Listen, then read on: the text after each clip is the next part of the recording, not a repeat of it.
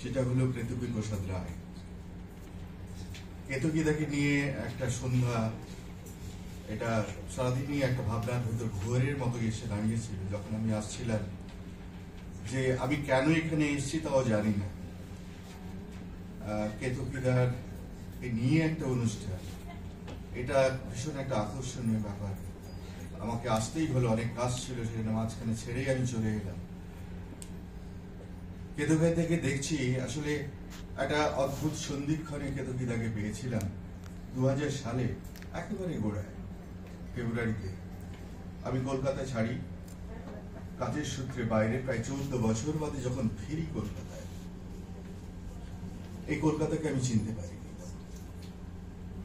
একদম বদলে যাওয়া কলকাতার ভেতর হঠাৎ একদিন নন্দনে কেতকীদার সঙ্গে আলাপ করিয়ে দিয়েছিলেন এই মাত্র যিনি ঢুকলেন, প্রদীপ গুপ্ততি।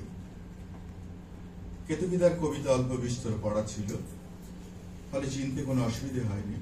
তারপর থেকে কেতকীদাকে একদিনের জন্য মনে হয়নি যে আমার এই সবে 2-1 দিনের চেনা।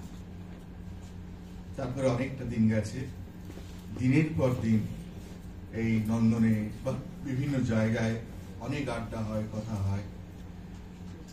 তো আমি ভাবছিলাম যে কেতকীদাকে নিয়ে আমি কি বলি।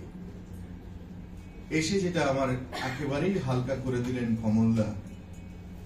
আমি মন দিয়ে শুনলাম এবং সত্যি কথায় কমলদা যা যা বলেছেন আমি এই কয়েক বছরে, 10 বছরে তাই দেখেছি। একটি আত্মপান্ত একটি মানুষ আমি উপলব্ধি করেছি, এবং সেইভাবে তার কেতকী প্রসাদ দার আমি তো অনেক লেখা পড়েছি।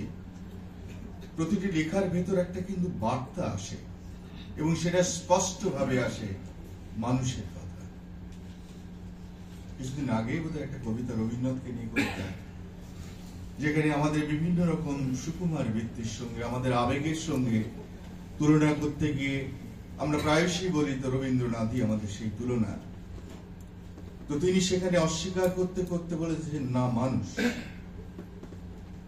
এবং এই যে তার চলন, কবিতার চলন প্রতিটি ক্ষেত্রে মানুষ, এখানে একটা মনে হল রবীন্দ্রনাথ আইনস্টাইনের সঙ্গে একদিন সংলাপ হচ্ছিল। তো সেখানে আইনস্টাইন জিজ্ঞাসা করেছিলেন যে এই যে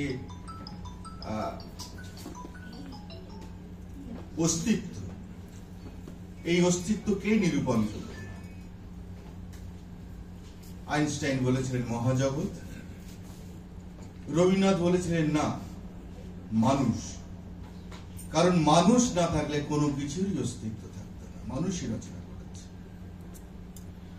কেতকীদার লেখার মধ্যে দিয়ে এই যে আমরা লেখার ভেতরে ভূগোল পাই, ইতিহাস পাই, রাজনীতি পাই, কিন্তু সবার উপরে তো সেই সত্য মানুষ।